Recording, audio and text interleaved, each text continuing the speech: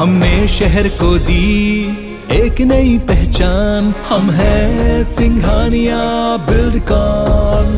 बड़ी खबर आपको बता दें, मध्य प्रदेश में आरएसएस अब एक्टिव मोड में आ चुका है। भोपाल में संघ की बैठक के बाद अब 26 अप्रैल को बीजेपी संघ समन्वय बड़ी बैठक हो सकती है।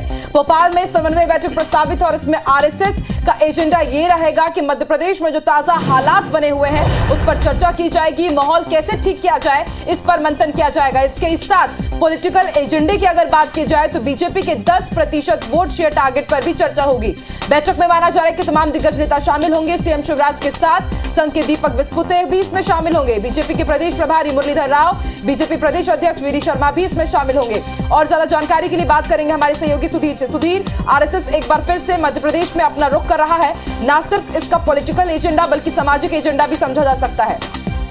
देखिए, बिल्कुल निश्चित तौर पर, और संघ का जो एजेंडा है वो किसी से छुपा नहीं है और अखंड भारत, हिंदुत्व और जो संघ के एजेंडे में प्रमुख रूप से शामिल है। उसके बाद में मध्य प्रदेश में जिस तरीके से हालात इन दिनों चल रहे हैं, खासकर खरगोन की घटना के बाद प्रदेश में जो हालात हुए हैं, उसके मद्देनजर इस बैठक को काफी ज्यादा अहम माना जा रहा है।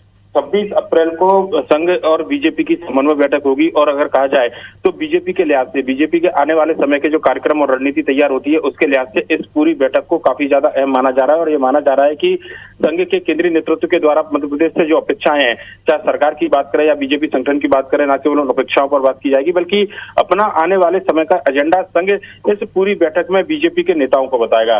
लिहाजा इस बैठक में मुख्यमंत्री शिवराज सिंह चौहान, बीजेपी के प्रदेश प्रभारी मुरलीधर राव, बीजेपी के प्रदेश अध्यक्ष वीडी शर्मा बैठक में शामिल होने वाले हैं। और ये माना जा रहा है कि मध्य प्रदेश के अंदर बीजेपी किस तरीके से हिंदुत्व के एजेंडे पर आगे बढ़े, सरकार किस तरीके से एजेंडे पर आगे बढ़े और खरगोन के बाद में जो एक संदेश पूरे देश में दंगाइयों के खिलाफ कार्रवाई करने को लेकर गया है, उस संदेश का किस तरीके से मैसेज सकारात्मक रूप से पूरे देश में जाए, इस बारे में भी चर्चा की जाएगी। इसके अलावा राजनीतिक एजेंडों की अगर बात करें तो इसमें बीजेपी आने वाले 2023 के चुनाव में किस तरीके से 10% वोट बढ़ाने पर काम कर रही है। संघ ने एक एजेंडा दिया था सामाजिक समरसता का, जिसमें दलित और आदिवासियों पर पूरी तरीके से फोकस करने के लिए कहा गया था। उस लिहाज से बीजेपी के जो अब तक कार्यक्रम चलाए गए हैं उनकी भी समीक्षा की जाएगी। लिहाजा सरकार और संगठन के कामकाज को लेकर संघ की यह बैठक काफी ज्यादा महत्वपूर्ण जा रही है। और बीजेपी जिन निर्देशों पर काम करती है, जो कहा जाता है कि संघ पीछे से बीजेपी को निर्देशित करता है आने वाले समय के एजेंडे को लेकर, और ऐसे में ये बैठक आने वाले 2023 तक का जो चुनाव है उसमें बीजेपी सरकार और संगठन का